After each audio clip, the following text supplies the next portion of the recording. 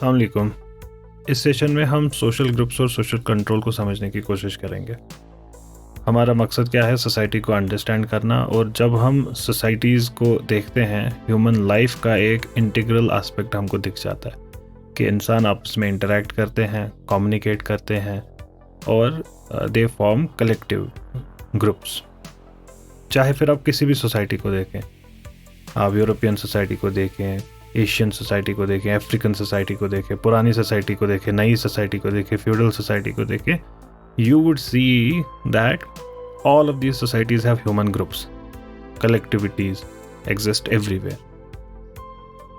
And second, that the types of these groups, the types of these collectivities, they are different in different societies. So the first thing we need to understand is how is this social collective different than other collectives.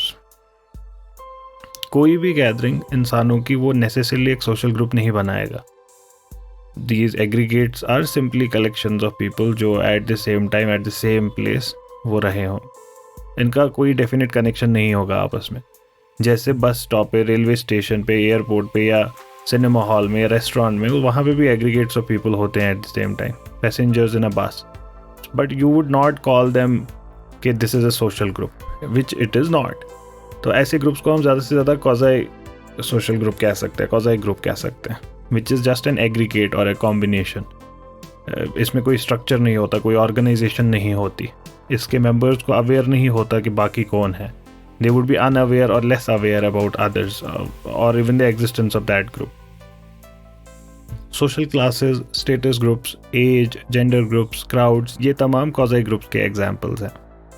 ये examples क्या दिखाते हैं कि quasi groups में with time become social groups under certain specific circumstances. For example, individuals किसी particular social class के, किसी cast के, किसी कम्युनिटी के, वो ऑर्गेनाइज हो सकते हैं वक्त के साथ और एक कलेक्टिव बॉडी बन सकते हैं। वो वक्त के साथ डेवलप कर सकते हैं एक वी वाली फीलिंग, लेकिन पहले वो वी वाली फीलिंग ज़रूरी नहीं कि रही हो उस ग्रुप में। फिर वक्त के साथ पॉलिटिकल पार्टीज बन सकती है उस ग्रुप की, या ऐसे एक फीलिंग ऑफ वी इमर्जेस। तो सोशल ग्रुप्स इमर्ज होते हैं, चेंज होते हैं, मॉडिफाई होते रहते हैं वक्त के साथ। तो ये जो सोशल ग्रुप्स हैं, ये एग्रीगेट से कैसे डिफरेंट है? Social groups have at least these few following characteristics. First, there is a persistent existing interaction which provides continuity to the social group. अब ये पैसेंजर्स का बस में नहीं है, दे वुड सेपरेट एंड फिर कोई कंटिन्यूटी, परसिस्टेंट इंटरेक्शन नहीं है, वो वही 5 मिनट की इंटरेक्शन है। और ये जो इंटरेक्शंस होगी, इनका एक पैटर्न होगा, एक स्टेबल पैटर्न होगा। ये कैसे ये इंटरेक्शंस होती है, ये भी वहाँ पे डिफरेंट होगा। डिफरेंट बस में डिफरेंट पैसेंजर्स के साथ, एयरपोर्ट पे अलग तरीके की इंटरेक्शंस होंगी। लेकिन फैमिली इंटरेक्शंस बिटवीन से फादर एंड सन, उसमें एक पर्टिकुलर पैटर्न हमको दिखता है। Then a sense of belongingness in terms of identity with other members of the same group. इसको कहने का एक और तरीका ये है कि each individual in a group is conscious of the group itself and of all of the other people who are inside it. They know कि what group they belong in and they also know others who belong to that group. And how would they know it? Because they know the group, they know its rituals, its rules, its symbols. Then social groups would have shared interests as well. They would have collective interests, a common aspiration. तो ये एक social group में होगी. And then among them there would be acceptance of the norms and values which they have adopted for themselves. And then finally it would have a definable social structure. तो ये जो ये social structure emerge होता है, ये जो ये social structure होता है, it is the sum total of all of these regular repetitive interactions जो इंडिविजुअल्स और ग्रुप्स के बीच में होती रहती हैं। तो social group thus would refer to a collection of continuously interacting persons who share common interests, common culture, common values, common norms, common aspirations within a given society. अब ये जो ग्रुप्स होते हैं, you can understand these are of different types, और different सोशियोलॉजिस्ट्स और social एंथ्रोपोलॉजिस्ट्स इनको different categories में divide करते हैं। और यहाँ पे आप ये भी समझ सकते हैं, it would of course depend upon which school they are coming from, उनकी मेटा कमिटमेंट्स क्या हैं. So that's also one interesting thing that one should note. हमने प्राइमरी और सेकेंडरी सोशल ग्रुप्स का जिक्र इससे पहले भी किया है. ये भी बड़ा एक इंटरेस्टिंग डिवीजन है ग्रुप्स में, helps us understand a lot of concepts. देखिए, जो we belong to a lot of groups. हम स्कूल जाते हैं तो वो भी एक ग्रुप हो जाता है हमारा. We belong to a particular family, particular nationality, particular religion, particular region, different groups, family, village, etcetera. And not each one of them is of equal importance. कुछ ग्रुप्स हमको बहुत ज़्यादा इन्फ्लुएंस करते हैं, हमारी लाइव्स को बहुत इन्फ्लुएंस करते हैं, और हमारा उनके साथ रिलेशन भी काफ़ी इंटीमेट होता है उन ग्रुप्स के साथ. There is a kind of personal association with others belonging in that group. हम यूजुअली ऐसे ग्रुप को प्राइमरी ग्रुप कहते हैं. ये छोटा होता है, small group of people, and इसमें फेस टू फेस एसोसिएशन होता है, फेस टू फेस कोऑपरेशन होती है, इसमें छोटे ग्रुप्स होते हैं, और there is a sense of belonging among these people. ये एक ऐसा ग्रुप होता है. Family, village, friends, these would be examples of primary groups. Now there are other groups which we might belong to, जैसे school, कोई student association जिसका आप हिस्सा है. These are secondary groups. You can also notice the secondary groups are larger than the primary groups. Primary groups बड़े छोटे होते हैं.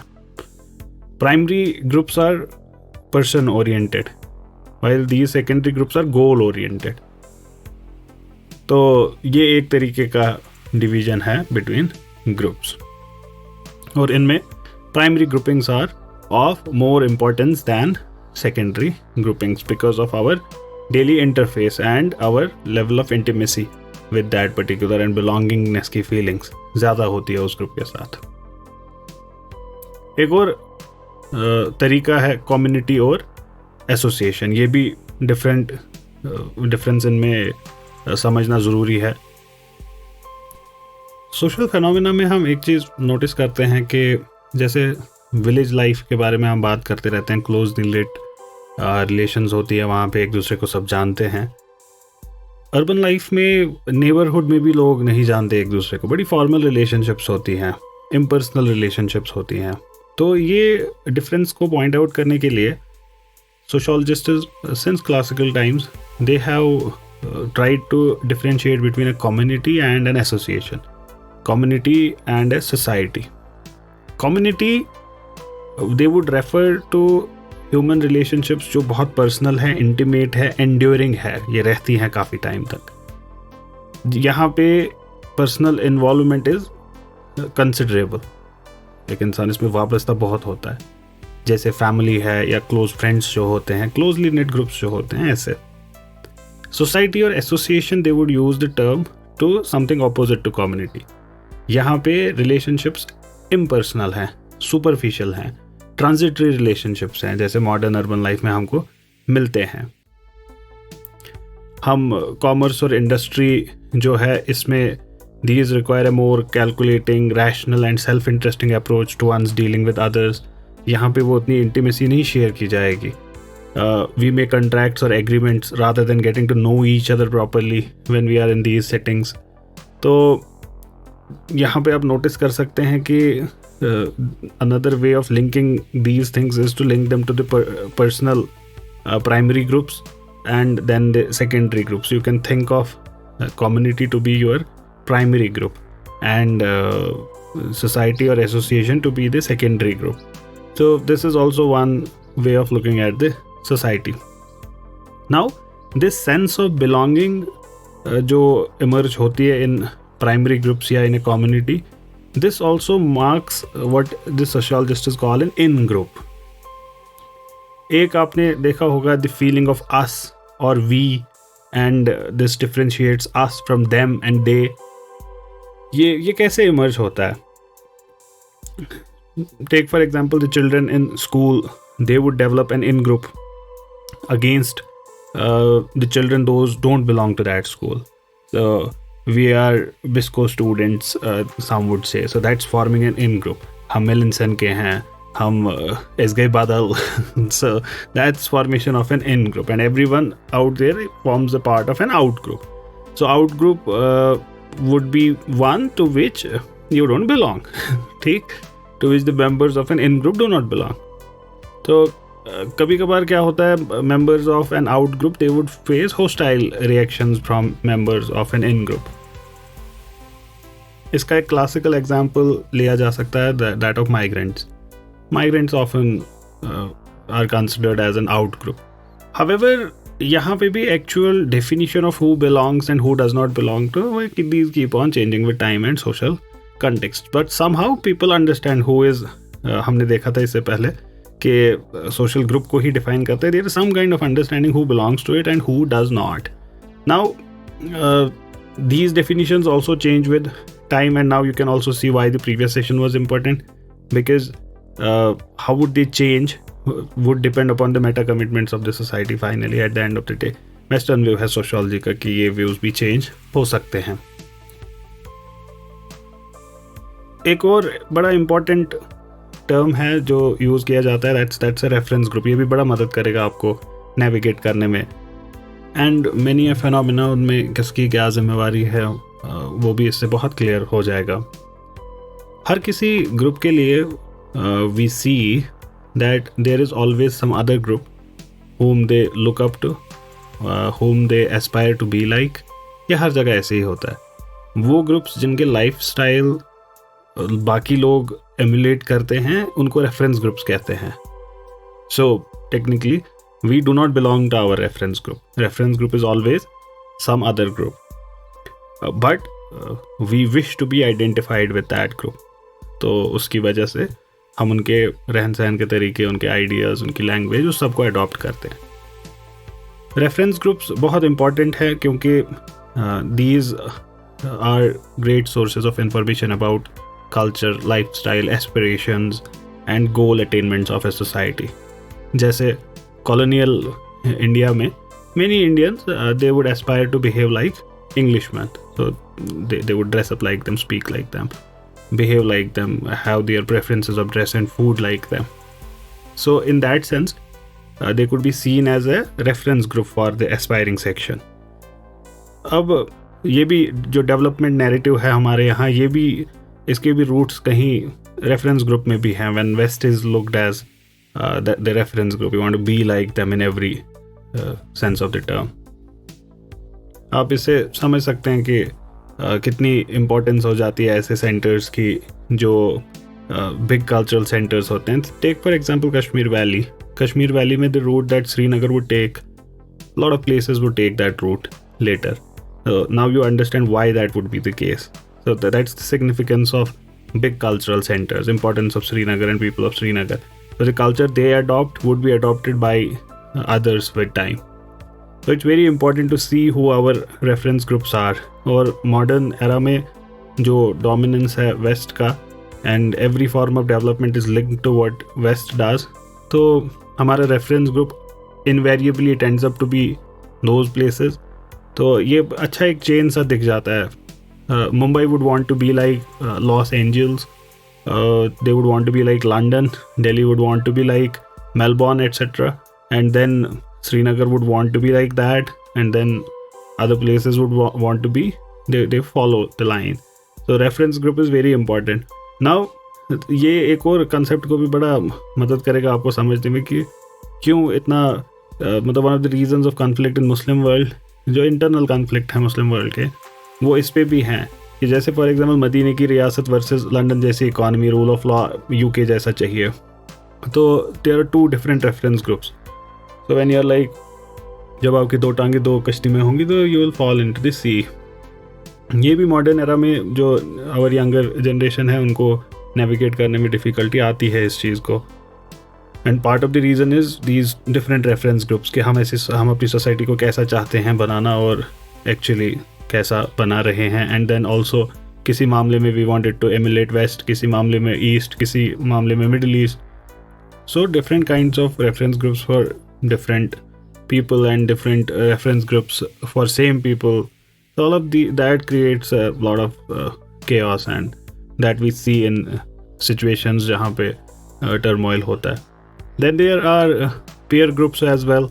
This is a kind of primary group, तो ये बहुत इन्फ्लुएंस करता है, इसमें इंटीमेसी भी बहुत ज़्यादा होती है। एंड यूजुअली इसमें इंडिविजुअल्स होंगे ऑफ सिमिलर एज और same age, common professional group, classroom में बाकी बच्चे, and these exert social pressure as to how one should behave, how one ought to do, how one shouldn't behave। ये तमाम चीज़ें pair groups influence करती हैं behaviour में। Another linked concept is that of social stratification। ये modern दुनिया में बहुत इंपॉर्टेंट टॉपिक बन गया है। इसके फिलोसॉफिकल रूट्स इक्वालिटी के कंसेप्ट में हैं, और इक्वालिटी का कंसेप्ट भी बहुत ही एक इंटरेस्टिंग कंसेप्ट है, उसको सोशल एंड पॉलिटिकल फिलॉसफी में देखेंगे इंशाल्लाह। But by and large, like I say often that left has taken over universities, तो by and large equality paradigm को एक्सेप्ट किया जाता है, and part of it is by and large accepted by everyone, which is the equality of opportunity. Equality of outcome पे बहस है, but वो बहस भी बड़ी इंटरेस्टिंग है। We should not rush to take positions कि नहीं लेफ्ट गलत है, राइट सही है, या राइट गलत है, लेफ्ट सही है। Very interesting discussion on equality of outcome, reservations etcetera. Social stratification हम इस्तेमाल करते हैं to the existence of structured inequalities जो ग्रुप्स के अंदर एक सोसाइटी में होती हैं, और ये इनइक्वालिटीज़ ज़्यादा मायने रखती है when it is in terms of access to material और symbolic rewards in the society. तो in simple terms, stratification it refers to structural inequalities between different groups of a society। जहाँ पे भी ये word stratification, strata, ये word देखोगे आप तो understand layers की बात हो रही है, groupings की बात हो रही है। तो stratified squamous tissue के बारे में बात करते हैं मेडिकल साइंसेज में या ह्यूमन बायोलॉजी में, या रॉक स्ट्रेटा उनके बारे में जियोलॉजिस्ट्स बात करते हैं। तो stratification refers to some layering is taking place. तो सोसाइटी को देखते जब हैं हम, तो we see that society consists of strata, and these strata are in a hierarchy where the most favoured ones are at the top, they are the most privileged ones, they receive the maximum number of benefits, और that's what is argued. And then there are different theories as well, like there are different power centers, it's not always not that power is always accumulated and then हर एक चीज़ एक ही group के पास होगी, जैसे दौलत, इज़्ज़त, शोहरत। So there are alternate theories as well कि ये जो stratification होती है ये different layered होती है, और a particular group might enjoy prestige, some other might enjoy economic benefits। जैसे for example doctors may not earn as much as industrialists, but doctors have more social prestige than industrialists। And then इनके पास actors वगैरह के पास इतनी शायद दौलत नहीं होगी, but उनको उनके जो फ़ैन फॉलोइंग होती है अनपैरेलल्ड और अनराइवल्ड होती है। But again they do not have power, वो पॉलिटिशियंस के पास होती है। And then all of them kind of have to bend in front of a pujari, maulvi, depending upon which society you are in, padri। So they have a lot of sway, they hold a lot of sway on people's hearts, religious figures। So there are a lot of power centers, and that's also one of the theories again to be explored in social and political philosophy inshallah। So inequality of power and inequality of advantage, ये sociology में central है।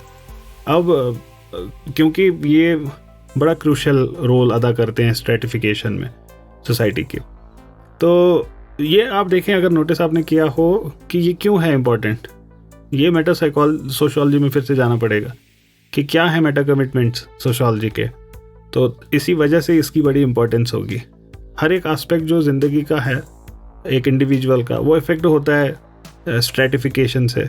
सो opportunities of health, longevity, security, educational success, fulfilment in work, political influence, ये तमाम unequally distributed है, and there is it is argued कि proper stratification है, किसी group के पास ये चीज़ें मिलेंगी, किसी ग्रुप के पास नहीं मिलेंगी। हिस्टोरिकली 4 बेसिक सिस्टम्स स्ट्रैटिफिकेशन के एग्जिस्ट किए हैं सोसाइटीज़ में। Slavery, caste system, estate system, class system.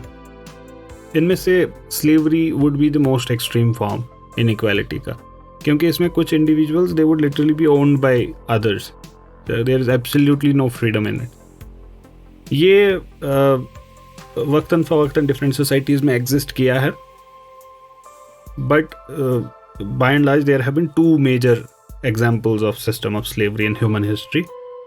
एक ancient Greece था, और ancient Greece and Rome, and then southern states of US in 18th and 19th century. ये भी खुद में बड़ी interesting story है, southern states or northern states of US and then Abraham Lincoln, etc. That's a topic for other day. As a formal institution, slavery gradually abolish हुई है, eradicate हो गई है, लेकिन some argue कि different forms of slavery still exist and some effects of slavery still continue to persist and they continue to haunt us. So some would say कि bonded labor या child labor ये अभी चीज़ें exist करती हैं which are forms of slavery. Caste बड़ा interesting topic है, at least for Indian subcontinent, और इसको भी हम बड़ी डिटेल में देखेंगे सोशल एंड पॉलिटिकल फिलॉसफी में. I would have a separate series on caste इंशाल्लाह with time. Caste stratification system जो है, इसमें इंडिविजुअल की जो पोजीशन है, it is ascribed to him at his birth, and though we can say that for class as well, but there are differences. Class को आप navigate कर सकते हैं, बट कास्ट को नेविगेट करना बहुत डिफ़िकल्ट हो गया है of late at least, because it is argued कि caste was not as rigid as it is now. It wasn't as rigid in the past. Traditional Hindustan में जो डिफरेंट कास्ट्स थी, they would form a hierarchy of social precedence. हर एक position जो caste structure में थी, it was defined in terms of its purity और pollution relative to other groups. तो इसमें अंडरलाइंग बिलीफ यही था कि जो प्रीस्टली कास्ट्स हैं, they are superior to all other castes, और जो पंचम हैं, they would be the fifth, the outcasts, they would be considered inferior to all other castes, and that's what different scholars would say. ये जो traditional system है, it was conceptualized in terms of four-fold वर्ण system, and दो जब ज़मीनी सतह पे हम देखते हैं, there are innumerable occupation-based caste groups which are called जातीज़. Now again, it's not as simple as it appears. जाति को भी define करना बड़ा मुश्किल है, दो के linkage with occupation is oftentimes seen, but not every jati falls within that criteria as well. So there are different theories of explaining the relation between varna and jatis and the origin of jatis. Varna comparatively आसान है समझना, लेकिन जाति का concept बड़ा peculiar है. ये जो caste system है हिंदुस्तान में, like any other system elsewhere as well, ये वक्त के साथ बदलता रहा. So it has undergone a lot of considerable changes over the years. Endogamy और ritual avoidance of contact, ये जो पहले बहुत ही ज़्यादा important था for maintaining purity by so-called upper caste, ये अब उतना रह नहीं पाया. Changes were brought to it particularly by urbanization. Urbanization ने इसको challenge किया. कैसे? So take for example Delhi metro. If you have traveled in Delhi metro, बहुत ज़्यादा भीड़ होती है Delhi metro में. So like राजीव चौक के स्टेशन पे you don't move, the भीड़ moves you. And मुंबई के locals अगर आप देखें, now it's very difficult if you want to travel in Mumbai local or Delhi metro to keep a check on all of this purity and pollution का concept. So people of all jatis, all varn, they would be there standing with each other, and there's like hardly any gap between them. तो जो ritual avoidance of contact हुआ करता था, उसको maintain करना नामुमकिन है ऐसी settings में.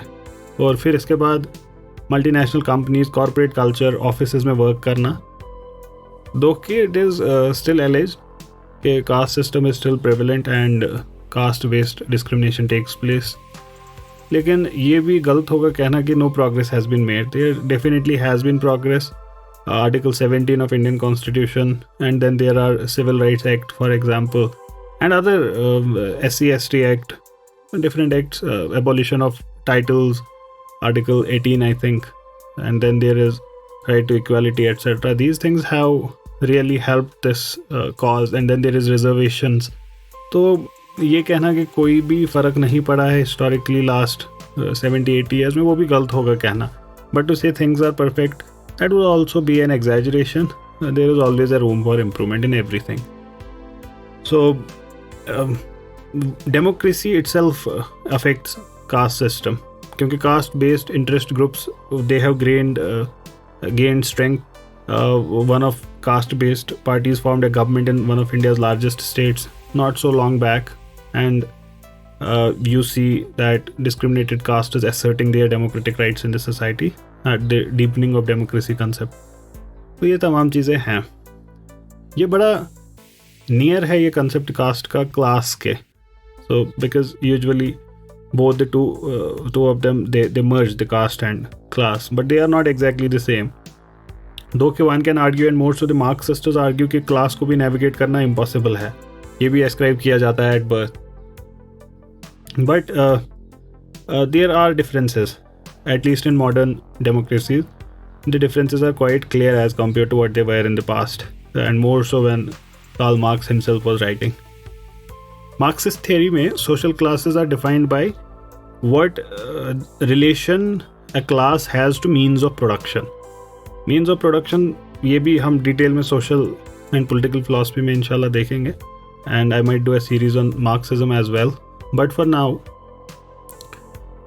जो हमारे इस डिस्कशन के लिए सफिस करेगा, अब मीन्स ऑफ प्रोडक्शन जिन चीज़ों से प्रोड्यूस किया जाता है, जैसे machine is a means of production, आप इसको ऐसे समझ सकते हैं. मैं बड़े सिंपलीफाई कर रहा हूँ इसको. तो मीन्स ऑफ प्रोडक्शन तो ऑन द बेसिस ऑफ कौन ओन करता है मीन्स ऑफ प्रोडक्शन को. क्या इंडिविजुअल्स ओन करते हैं? हु ओन्स द, जैसे land is a means of production, land से अनाज उगता है etcetera. Factories means of production, who owns them, right? तो उस बेसिस पे सोसाइटीज़ में क्लासेस डेवलप हो जाती हैं. एक ग्रुप ऐसा होगा who would own the means of production, और एक ग्रुप ऐसा होगा who would own nothing but their own labour which they have to sell for wages. Functionalist theory जो है सोशल स्ट्रेटिफिकेशन की, वो शुरू करती है अपना फ़लसफ़ा बाय दिस प्रीसपोजिशन कि कोई भी सोसाइटी क्लासलेस या अनस्ट्रेटिफाइड हो ही नहीं सकती. ये भी बड़ा इम्पॉर्टेंट फ़लसफ़ा है, और मोर सो जब से एलिटिस्ट फ़लसफ़ा सामने आया है तो उसने इस चीज़ को काफ़ी स्ट्रेंथन किया है, इस आर्ग्यूमेंट को, कि क्लासलेस और अनस्ट्रेटिफाइड सोसाइटी एक यूटोपिया है, ये एग्जिस्ट नहीं कर सकता रियलिटी में. और इनके हिसाब से क्लास की एक फंक्शनल नेसेसिटी है, और वो फंक्शनल नेसेसिटी ही एक्सप्लेन करती है क्यों सोशल स्ट्रेटिफिकेशन यूनिवर्सल है. ऐसी कोई सोसाइटी नहीं है जहाँ पे ये नहीं मिलता है. And they would say that the main functional necessity explains the universal presence of social stratification in requirements faced by a society of placing and motivating individuals in a social structure.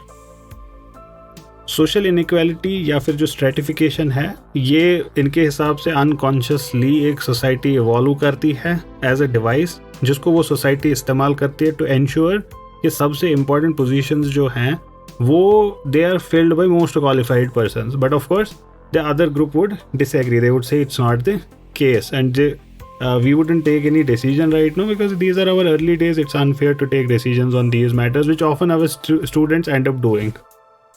At our stage of learning, we should concentrate on understanding what each group is saying and reserving our judgments till we are very clear. One of the instructions Shakespeare gives to students through one of his characters in one of his books is give thy thoughts no tongue. But then that's something which is very rare these days. Traditional caste system में social hierarchy was fixed, rigid, and it was transmitted across generations. Modern class system जो है वो इसके comparison में काफ़ी open है और काफ़ी achievement based है. और democratic societies में at least legally there is nothing to stop a person from the most deprived class and caste from reaching the highest position. Now again, this is very loaded and इसमें फिर से Meta commitments matter करेंगे, क्योंकि आप किस चीज़ को freedom कहते हैं ये भी इम्पॉर्टेंट है.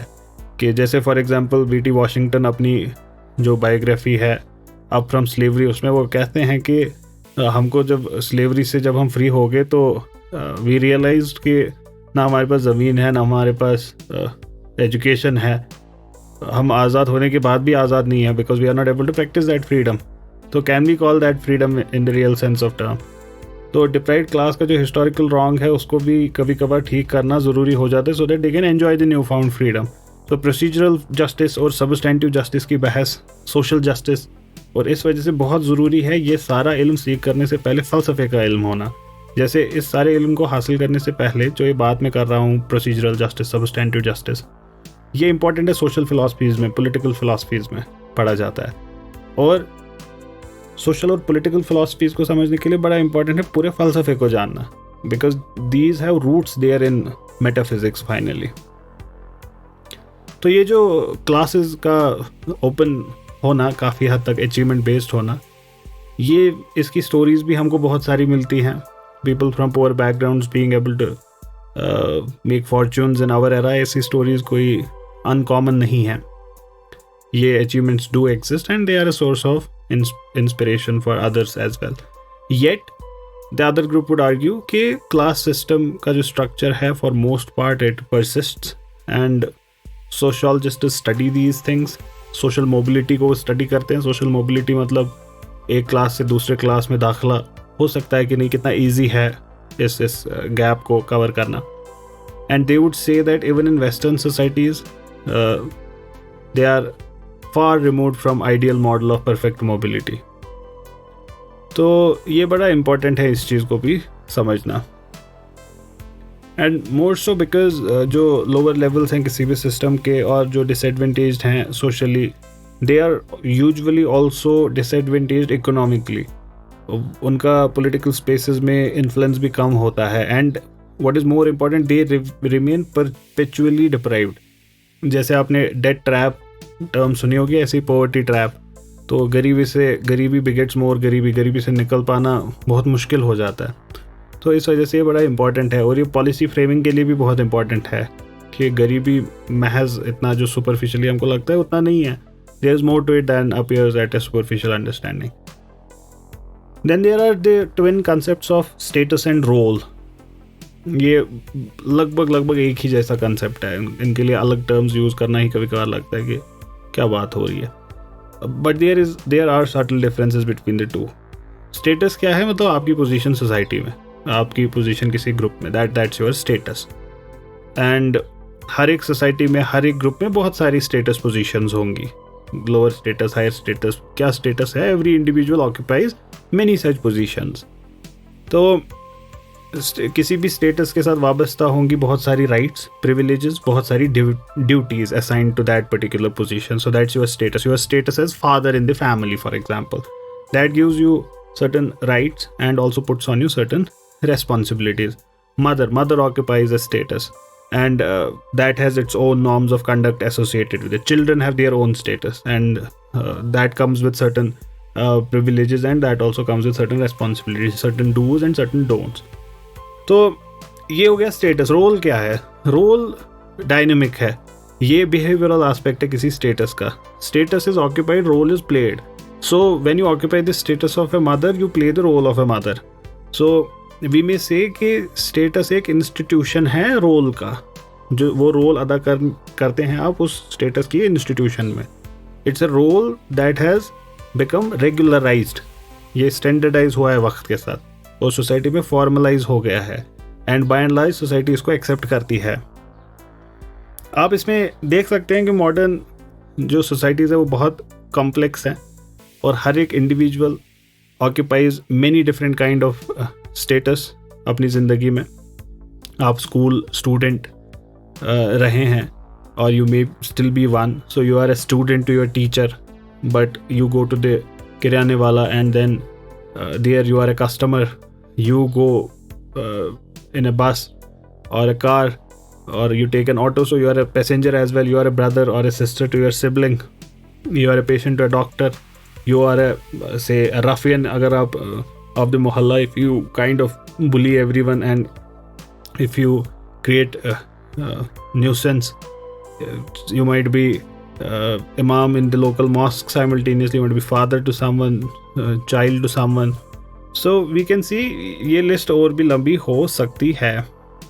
And one of the interesting things is जितनी सोसाइटी स्मॉलर और सिंपलर होती है उतने कम स्टेटस इंडिविजुअल के पास होते हैं. So you don't have frequent status updates. So more complex the society becomes, जैसे मॉडर्न सोसाइटी में है. So you can occupy multiple status, जो सोशोलॉजिकली हम उनको स्टेटस सेट कहते हैं. So individuals acquire different status at various stages of life. A son might become a father someday, a daughter might become a mother someday, and grandfather, grandmother someday. So this also is referred to as status sequence. क्योंकि ये sequence में ही आते हैं. It's impossible for someone to become grandfather first and then a father or then a son. So these sequences are attained in a kind of succession. Now there can be ascribed status in a social position as well, जो आप acquire नहीं करते खुद. जैसे आप CEO company के खुद बन सकते हैं, लेकिन कुछ चीज़ें हैं जो बाय बर्थ आपको मिलेगा एंड दीज आर इनवॉलेंट्री. आपकी इसमें चॉइस नहीं है. These are because of the accident of birth. और इनमें से कुछ हैं जो बायोलॉजिकली एस्क्राइब हो जाती हैं और कुछ हैं जो सोशली एस्क्राइब हो जाती हैं. जैसे आपकी फैमिली जो है, वो फैमिली तो आप चूज़ नहीं कर सकते, लेकिन वो फैमिली का कास्ट जो है वो सोशली एस्क्राइब्ड है उस ग्रुप के साथ, तो आपके लिए इनवॉलेंट्री हो गया something that is an ascribed status. जो सिंपल और ट्रेडिशनल सोसाइटीज़ होती है वहाँ पे एस्क्राइब्ड स्टेटस ज़्यादा होता है. और achieved status in contrast exists more in modern societies which is based on personal abilities, achievements, virtues, choices. ये तमाम चीज़ें जो सबसे कॉमन बेसिस हैं जिसमें अचीव्ड स्टेटस आप हासिल करते हैं, वो मॉडर्न सोसाइटीज़ में है एजुकेशनल क्वालिफिकेशन. फॉर एग्जांपल, आप IIT क्रॉस कर लिए, या आप कैट का एग्ज़ाम क्लियर कर लिए, UPSC, आप PhD हैं, आप डॉक्टर हैं. ये तमाम चीज़ें. इनकम, जितनी ज़्यादा इनकम होगी उसके हिसाब से एक स्टेटस आपका होता है, जितनी कम इनकम होगी एक स्टेटस होता है. तो modern societies are characterized by these achievements. इसके जो मेंबर्स हैं उनको prestige on the basis of their achievements भी मिलती है. तो इस वजह से आप बहुत कॉमनली आपने सुना होगा, and more so in the modern urban societies, that you have to prove yourself. What does that mean? That means the prestige that is associated to you is based on your own achievements. तो तुमको खुद करना पड़ेगा. अलबत्ता traditional societies में आपका status was based or defined and ascribed to you by birth, at your birth. लेकिन modern societies में they are achievement based societies, और वहाँ पे ये काफ़ी हद तक कम हो गया है, एंड वी कैन से लगभग ख़त्म ही हो गया है. स्टेटस और प्रिविलेज ये इंटरकनेक्टेड टर्म्स हैं. हर एक स्टेटस के साथ कुछ राइट्स होती हैं, कुछ वैल्यूज़ होती हैं, and values are attached to the social position, not to the person who is occupying it. The person gets those privileges and those rights by virtue of him being in that position, occupying that particular position.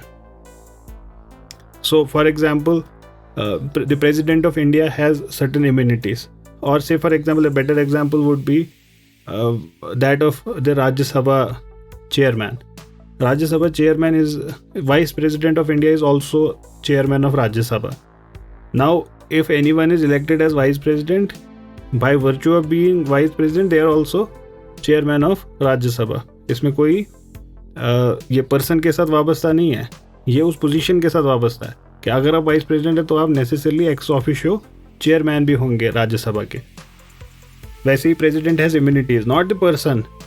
Person has these immunities by virtue of being the president. वैसे ही members of parliament have certain privileges which are called parliamentary privileges. Now these privileges are not because they are people. We are also people. We also would have them then. But they only have them because they are members of parliament. If they cease to be there, those privileges also go. तो ऐसे ही यहाँ पे भी है. The kind of value attached to a status or to an office is called its prestige. So people can rank status in terms of their being high or low prestige. जैसे profession जो doctor का है, it is high in social prestige as compared to profession of that of a shopkeeper, for example. So it's very important to keep in mind that what occupation is considered prestigious, ये भी societies के साथ vary करता है, and according to periods ये vary करता है. अब ये देखिए यहाँ पे भी वो मेटा सोशियोलॉजी आ गई कि ये वैरी करना चाहिए, नहीं करना चाहिए, क्या ये सही में वैरी करता है विद, क्या सोसाइटी इसको डिक्टेट करती है, या there are certain things which are ideological जो इसके बेस पे होंगी. ना all of these are part of not our discussion but that of philosophy, जो हम अभी नहीं कर रहे हैं, वो that's for some other day. ये जो रोल्स हैं, ये जो लोग परफॉर्म करते हैं, they perform them according to social expectations, that is role taking and role playing. एक बच्चा he would learn his role or how to behave in accordance with how their behavior is seen or judged by others, by reinforcements in their atmosphere जो उनके around हो. Now, understanding role is also important for the sake of understanding role conflicts, and this is also very important in our society and modern societies. Role conflict हम बोलेंगे जब इंसान एक से ज़्यादा roles play करता है and there is some incompatibility among those roles,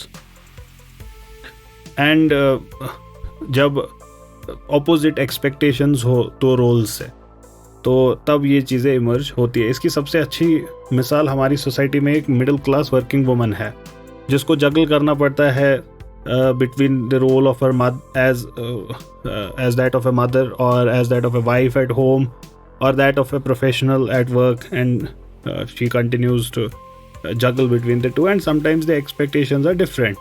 दोनों roles से she has to be on office on time, and she has to prepare the tiffins of the children also on time.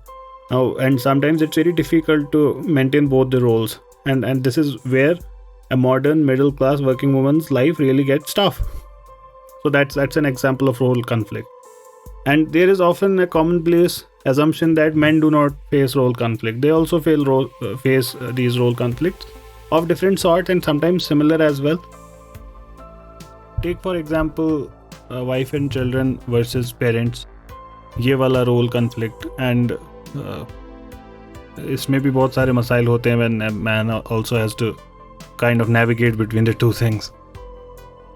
Role stereotyping भी एक interesting phenomena है. It's a process of reinforcing some specific role for some specific member of the society. मिसाल के तौर पे there are men and women are often socialized in different stereotypical roles. जैसे one would be called the breadwinner, another would be called the homemaker.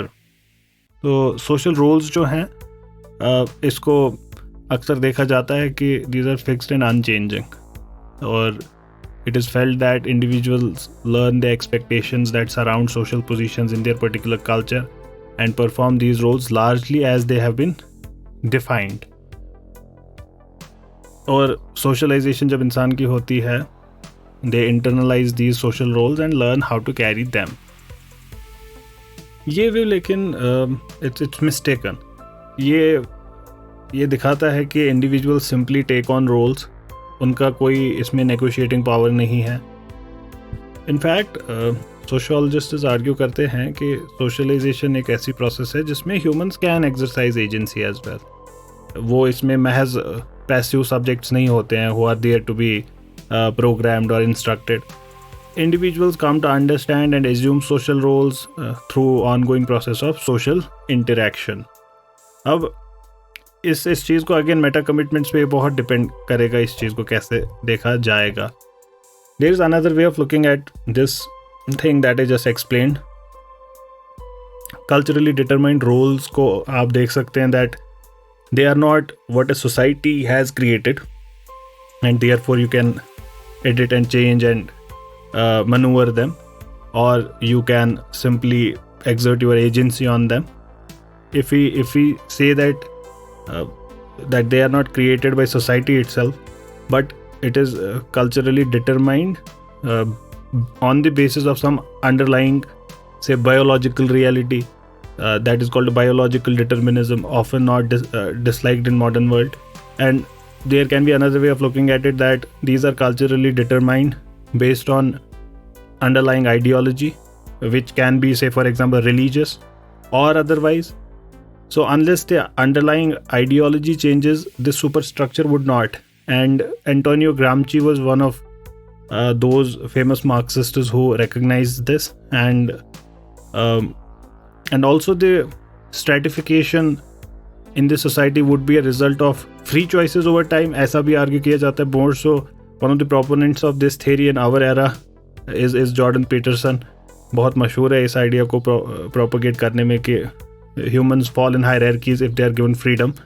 So it can be argued that stratification would be result of free choices over time.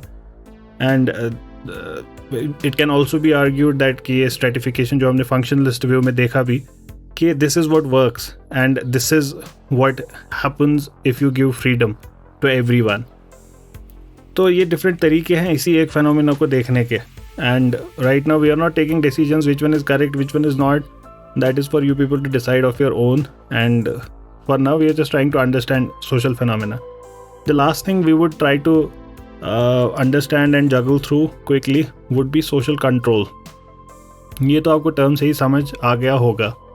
It refers to various means and tools जो एक society इस्तेमाल करती है जो इस society के unruly members होंगे उनको to bring them back into line.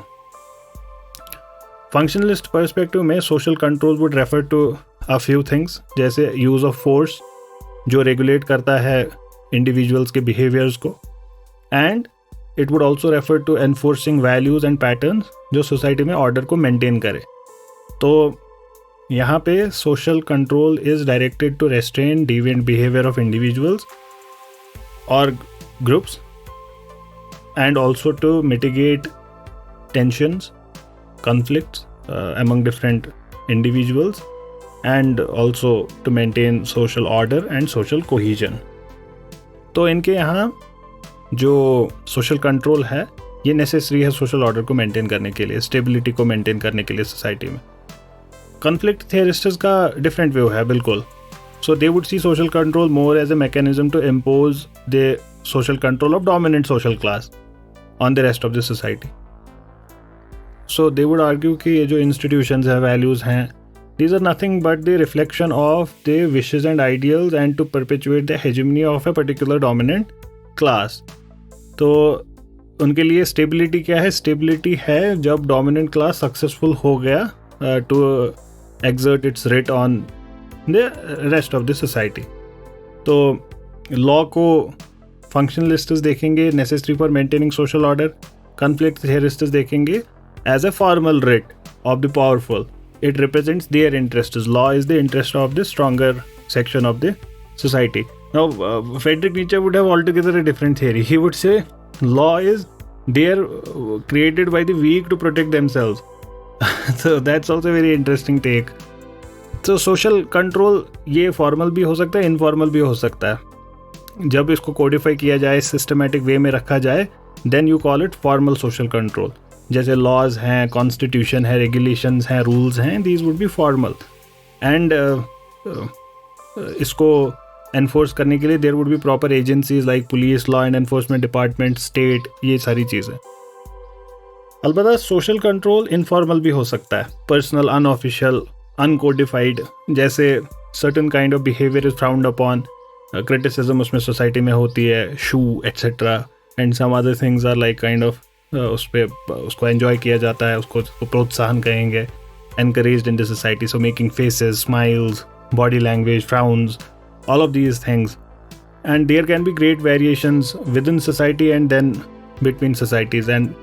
But the truth is in day-to-day life, these are much more effective than other things. So law का उतना इल्म नहीं होगा जितना इन चीज़ों का इल्म होगा लोगों के पास, what is frowned upon by the society. And sometimes there is इन दोनों के बीच में बहुत गैप होती है, उसकी वजह से certain laws are not practiced by people as a whole. So even if they are there in the law, they might not enter into the ethos of the society. And some things which are there in the ethos of the society might not be in the law, they would still be practiced. तो ये भी बड़ा important है. कुछ cases में जो informal methods हैं social control की, ये educate नहीं होते हैं social control को exert करने के लिए, conformity या obedience को enforce करने के लिए enough नहीं होते हैं. तो बहुत सारी एजेंसीज, फैमिली, रिलीजन, किनशिप, ये इनफॉर्मल सोशल कंट्रोल एक्सर्ट तो करती हैं, लेकिन they might not always be successful. अब ये भी बड़ा इंटरेस्टिंग है क्योंकि ये भी हमारी मदद करता है बाकी फिनोमेना को अंडरस्टैंड करने की.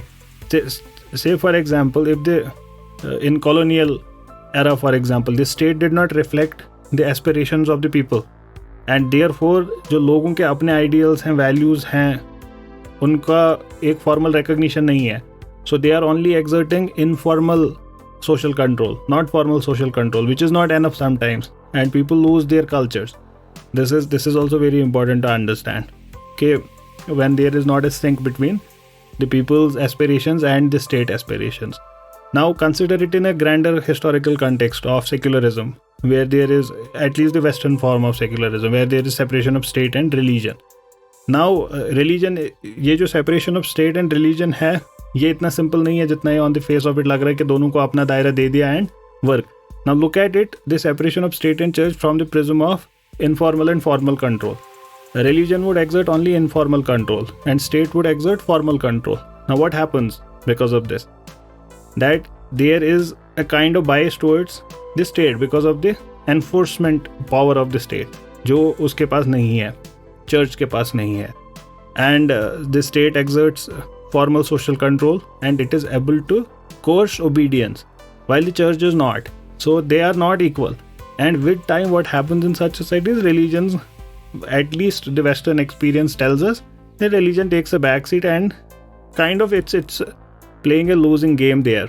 Now that's also a very interesting phenomena to look into, कि social control किसके पास होना चाहिए, किसके पास नहीं होना चाहिए. Social control में sanctions are very important. Sanction आपने सुना होगा, बहुत important term हो गई है modern international law में. Iran is sanctioned, Security Council sanctions, UN के sanctions, US के sanctions, etc. So these are modes of reward or punishments जो socially expected forms of behavior को reinforce करते हैं. तो ये positive हो सकता है, negative हो सकता है. So you would be positively rewarded for good or expected behavior. ये अच्छा बच्चा है, that kind of thing. And negative sanctions are also there to enforce rules and to restrain deviance. Deviance would be that behavior which is not conforming to the norms and values held by the society. So what is regarded as deviant is also variable across cultures and subcultures. And likewise ये जो ideas of deviance भी हैं, ये भी challenge होती है. जैसे modern west में certain forms of sexuality, they are not deviant anymore. वो पहले deviant हुआ करते थे. तो ये भी यहाँ पे भी बड़ा important होगा फिर से meta commitments को देखना कि ये जो ये deviant है etc.